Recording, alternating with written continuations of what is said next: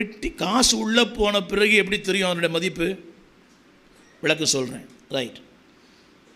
நம்ம சீஷரை அழைத்து, இது கூட ஒரு அநாகரிகமாக தெரியல, அந்த அம்மா இவ்வளோ போட்டாங்க, அநாகரிகமாக தெரியல. முதல்ல இது காணி பெட்டியில்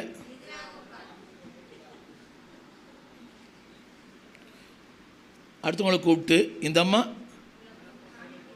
குறைவா போட்டாங்க. இது ஏற்புடையதாக இல்லை, ஆனாலும் ஏற்றுக்கொள்ளப்படத்தக்கது. அந்நாளில் காணிக்கப்பட்டிருக்குன்னா அது வெண்கலத்தால் ஆன ஒரு எக்காலத்தை போல இருக்கும். ரைட். அன்றைக்கி நோட்டு இல்லை, அன்றைக்கெல்லாம் பேப்பர் நோட்டு இல்லை, வெறும் காயின்தான்.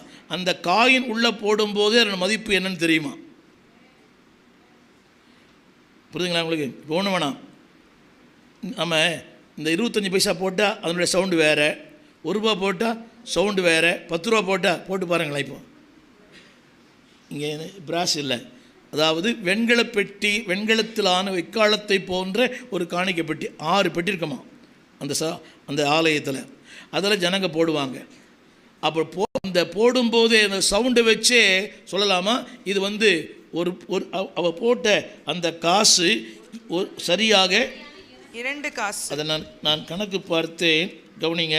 அதாவது ஒரு இந்திய பணத்தில் 1 ரூபாய்க்கும் குறைவானது. ½ சென்ட் அப்படின்னு போட்டது. ½ சென்ட் போடுங்க. ½ சென்ட் என்ன தெரியுமா? ஒரு டாலருக்கு 100 சென்ட். ஒரு டாலருக்கு 100 சென்ட். இப்போ ½ சென்ட் அரை. ஆமாம், ஒரு டாலருக்கு 100 சென்ட்டு. அப்போது அரை சென்ட்னா என்னது?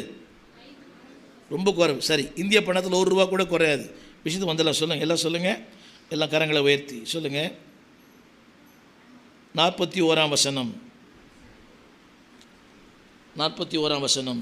ஜனங்கள் காணிக்கை பெட்டியில் பணம் போடுகிறதே நேரமில்லை. ரைட். நம்பர் 1 ஒரு சின்ன கேள்வி. நம்பர் 1, தேவன் தந்த பணத்தை எப்படி கையாளுகிறீர்கள்? முதல் தம்ஸ்லைன் போடுங்களேன். உங்கள் பணத்துக்கு அதிகாரி யார்? ஒன்று சொல்லட்டுமா? எனக்கு இருக்கிற, அதாவது எல்லாம் கவனிக்கணும், இந்த பணம் தேவன் தந்தது. உழைத்தேன் என்பது வேற, சம்பாதித்தேன் என்பது வேற. அந்த சம்பாதிப்பதற்கு பலன் தந்தவர் அவர் தான். நம்ம சொல்ல மாட்டீங்களா? சொல்லுங்கள். இந்த பணத்துக்கு அதிகாரி நான் இல்லை. உழைத்தது உண்மைதான், வேர்வை செய்தது உண்மைதான், கஷ்டப்பட்டது உண்மைதான். அந்த உழைப்பதற்கு பலன் தந்தாரே அவர் தான் அதிகாரி. இப்போ உழைப்பு தந்தது அவர்.